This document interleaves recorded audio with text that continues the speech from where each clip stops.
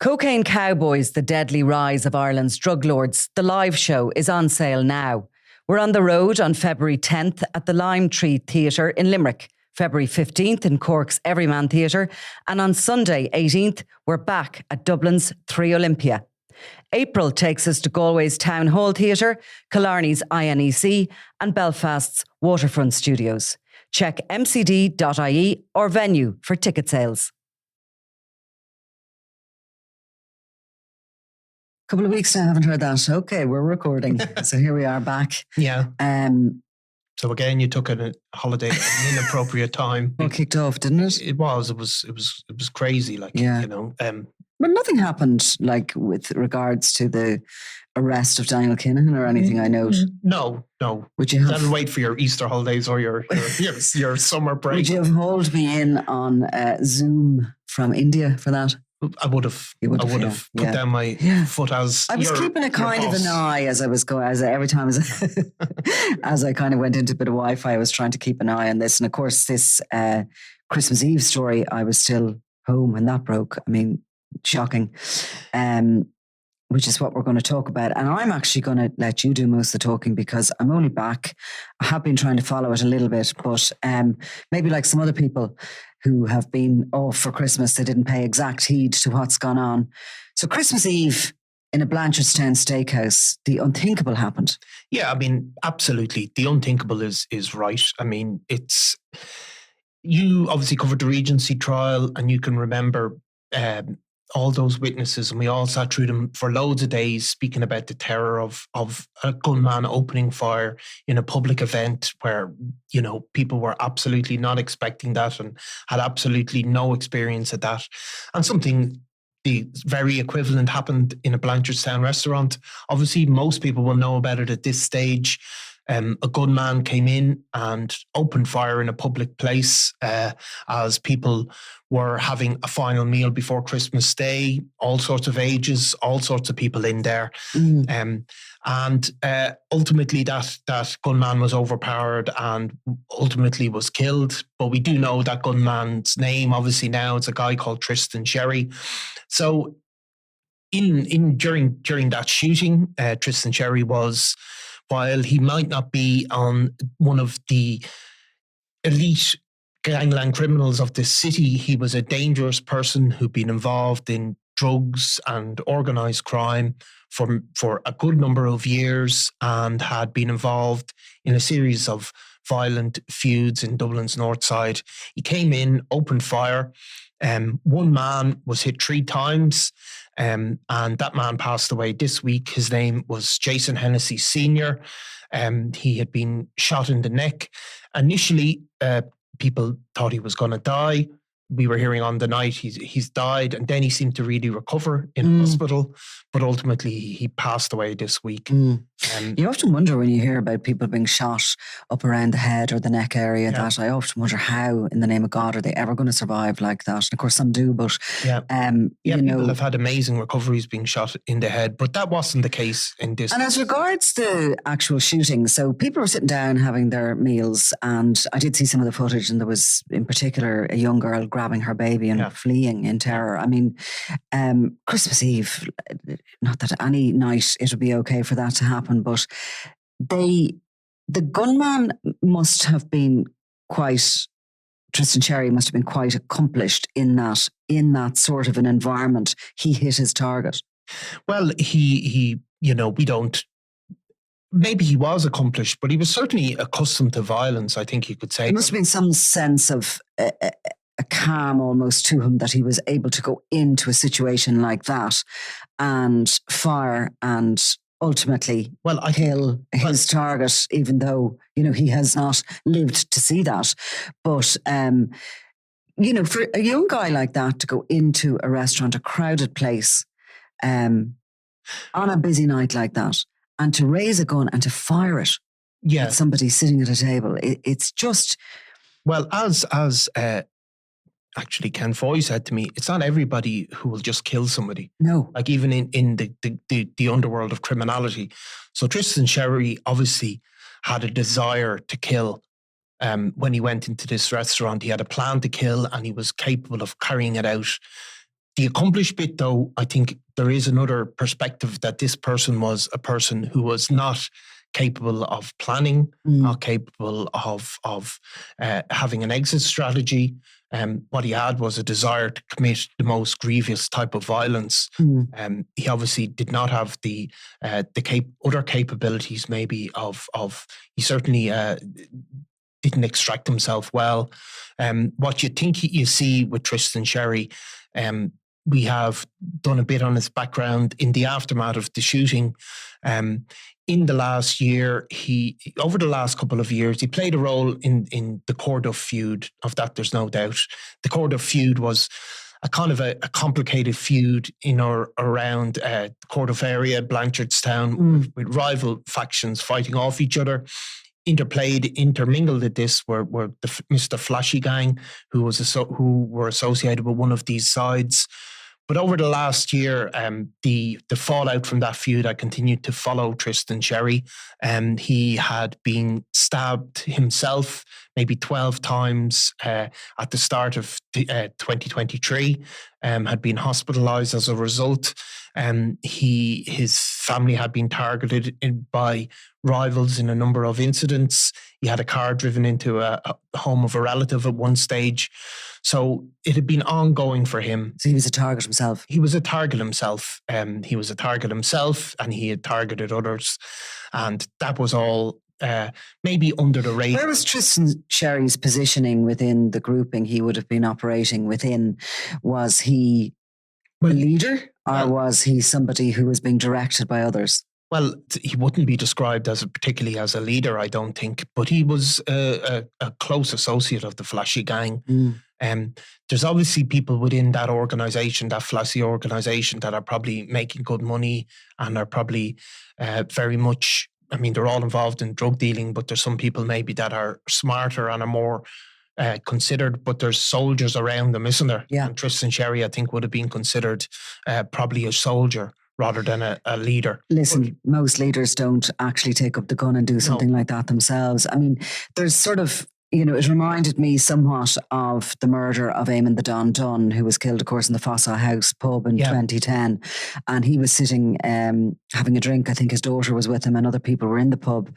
And that assassination was carried out at this sanction at the time of the Kinahan organisation. I think Dunn was seen as having got a little bit out of control, a bit chaotic, but a very prolific gunman. Went in, had an exit strategy, and was able to fire without injuring other people in the vicinity. Yeah, and that gunman that we talk about that we can't name, he was directed and probably had no skin in the game as such. Tristan Sherry, I think, would have had a bit of skin in the game on a personal level. I think it would have been slightly different in that. Do you believe it was a kind of a sort of a knee jerk? No, I don't think it was knee jerk. I think it was It was opportunistic. He knew that. Well, I mean, it must have been opportunistic to an extent. It must have got the information. However, he wasn't acting on his own. There was somebody drove him. There's a getaway car, an Audi that the guards are still searching for. There was another man who entered the restaurant with him who hasn't been arrested at this point. So there was an organisation behind him. However, this is a much smaller scale. The Kinahan cartel decided to get rid of Eamon the Don Dunn because he was bad for business.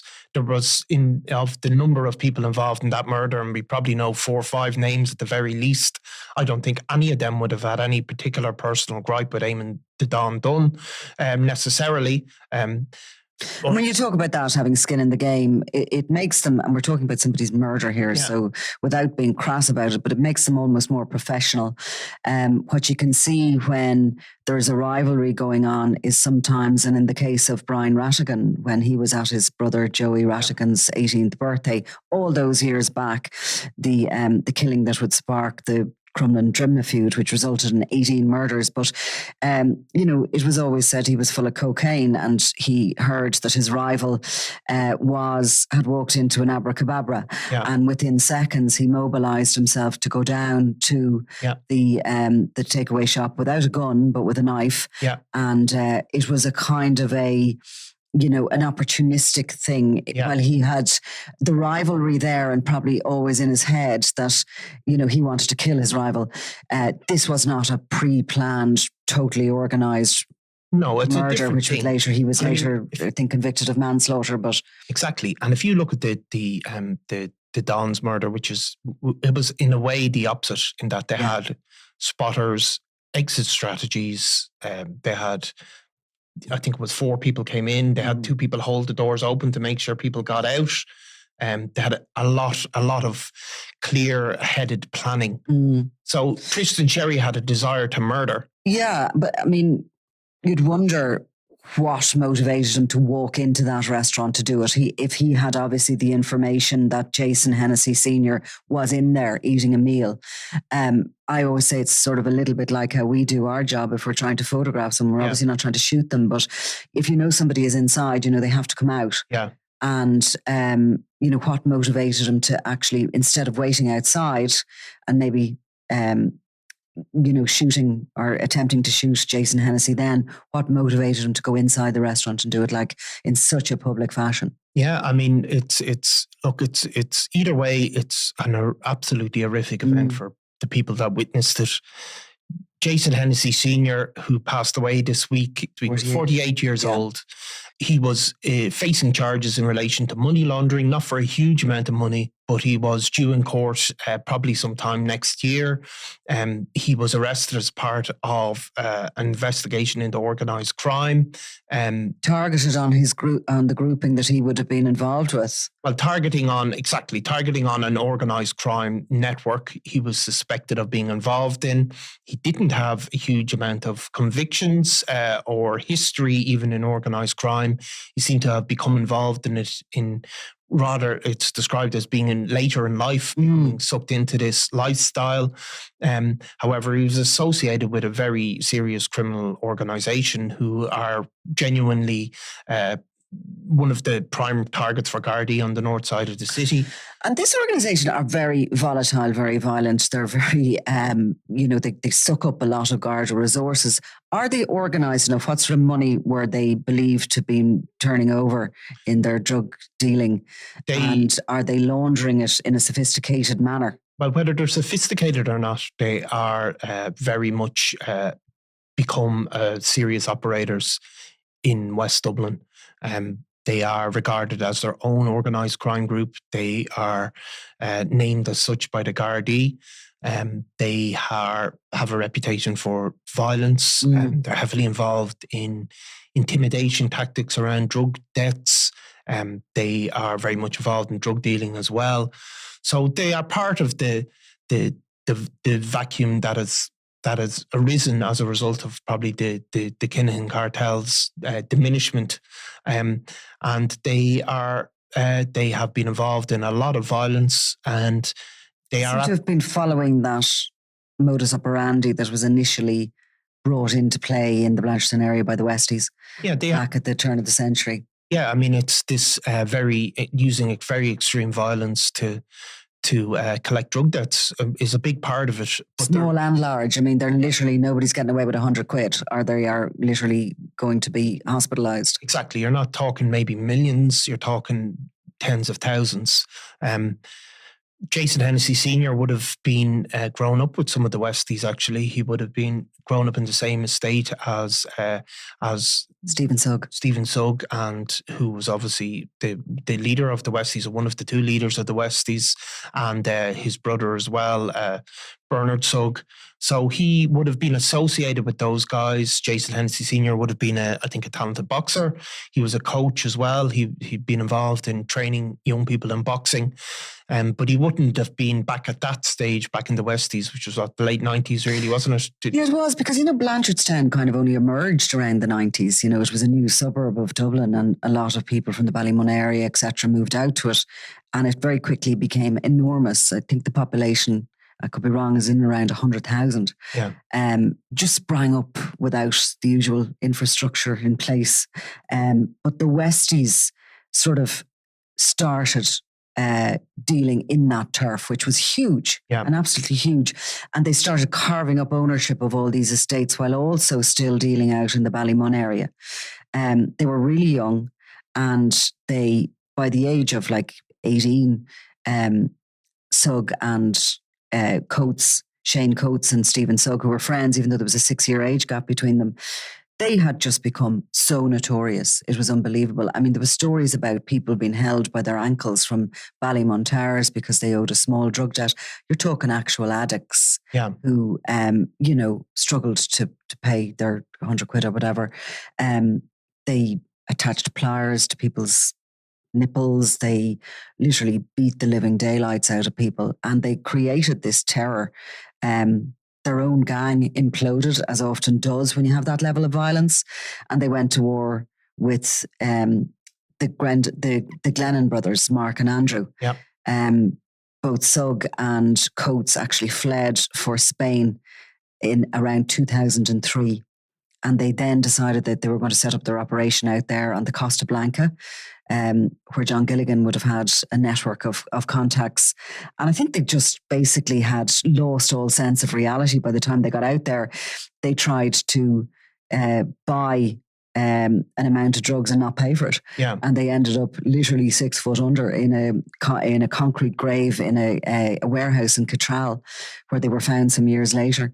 That was the end of them. But they definitely left their mark, I think, in that area, in the Blanchardstown area. And I think younger people coming up sort of behind them, that almost became what to do. Now, look, there's very few gangs who don't rule with that kind of violence. But it seems to be an area that was, I think they crossed a line in the sand, maybe with their drug collection policy and with their sort of turf ownership policies. And everybody who's come after them seems to have that same modus operandi.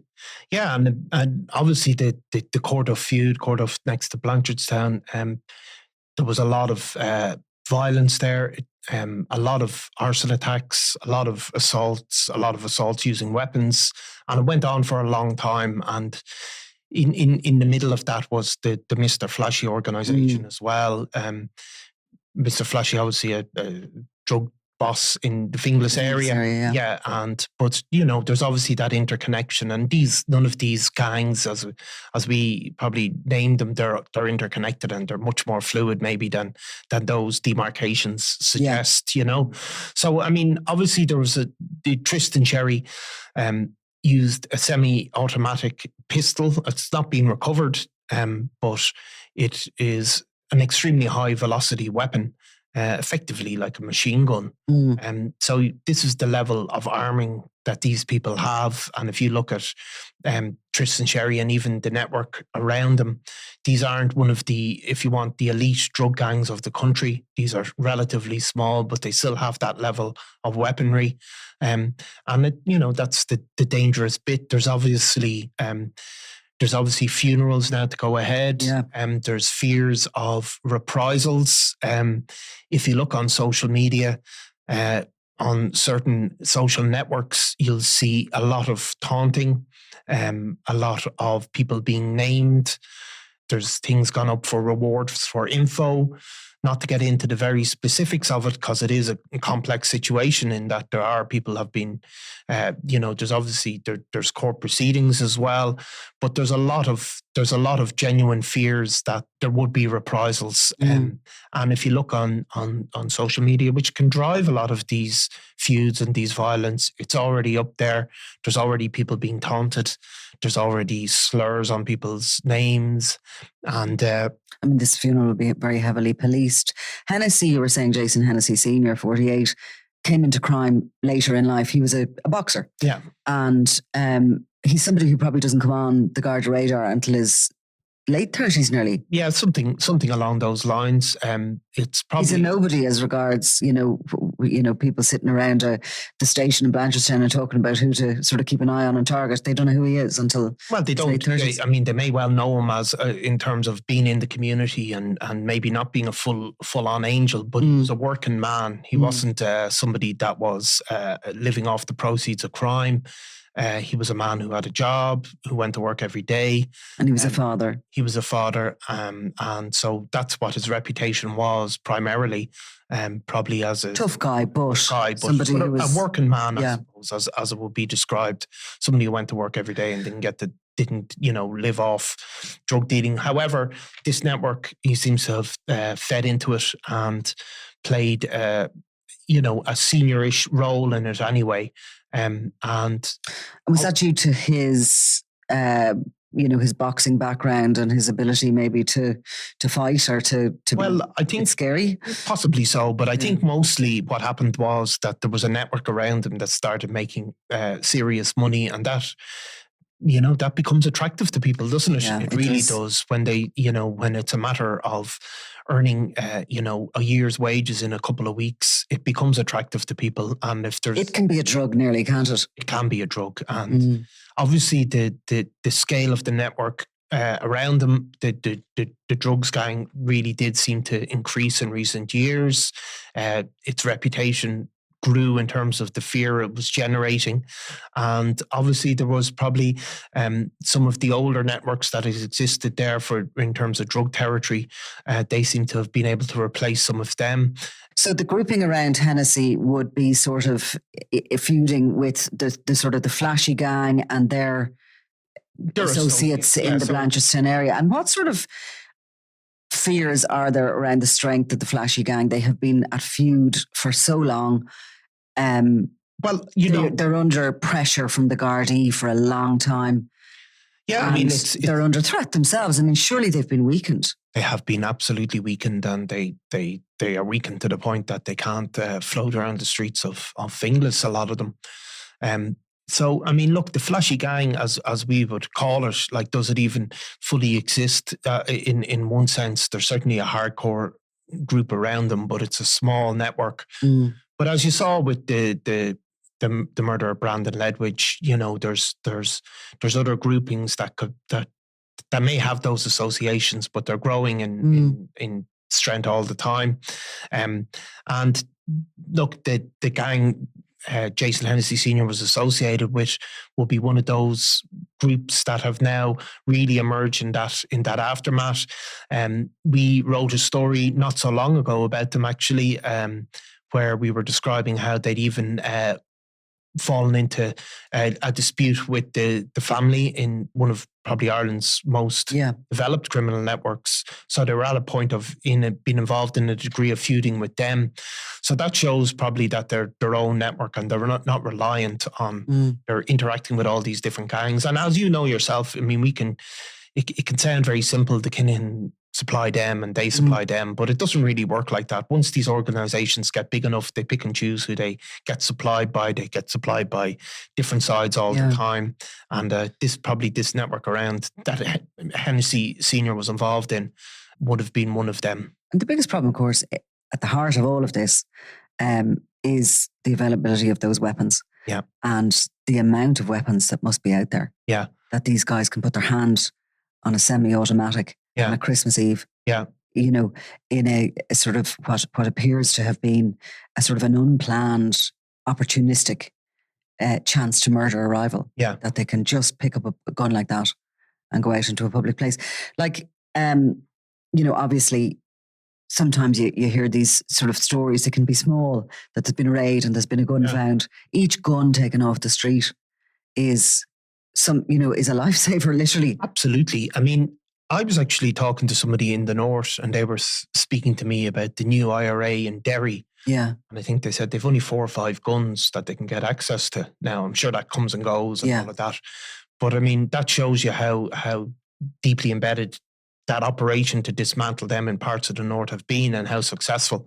It doesn't seem like to be like that in Dublin's underworld, does it? That people of, relatively small scale criminals, dangerous people, no doubt, but not multimillionaire gangs, have access to very powerful weaponry. And that seems to be the case in Dublin. And you can see the danger of that. And I mean, for 20 years, guns have been coming in on the top of the drug shipments. And I mean, that was all started back in the sort of the turn of the century. With the Kinahan organisation when they started wholesaling from Spain. Yeah. And they were offering a service that you could buy your drugs plus your weaponry. Yeah. Which they were getting through Eastern Europe, wherever. But yeah, I mean, it was a bit of a busy Christmas then. It was a busy Christmas. Sorry for not being around. Did you miss me? It was a lot of tears. Was there? Yeah. No, I mean, it was Look, I mean, it's again, it's a lot of the stories we do. Some of them, they're very parochial or just their interest to people in Dublin or Ireland or whatever. But that sort of level of violence, I mean, it went all across the world. Yeah. Went all across the world, the shooting in a restaurant on a Christmas Eve in Dublin. Christmas Eve in a packed restaurant. And it went all the way around the world. And it sparked political reaction from the Taoiseach, who is from Castleknock, which is close to where the shooting occurred. It's, next to Blanchardstown, and he had eaten in that restaurant, very respectable, lovely restaurant, really kind of central point where a lot of people would have gone for communions, confirmations, really well known in that local area, But you get this sense that, when something like this happens and such a public thing, and you do get a sense that things have gone out of control. But if you were living in Blanchardstown, if you were in that restaurant that night with your kids, sitting down, having a steak or a burger or whatever, grateful to be out and not to have to cook on a Christmas Eve. Yeah. And that happened. Yeah. Would you think this city was safe? Would you think this country was safe? I mean, you just would be.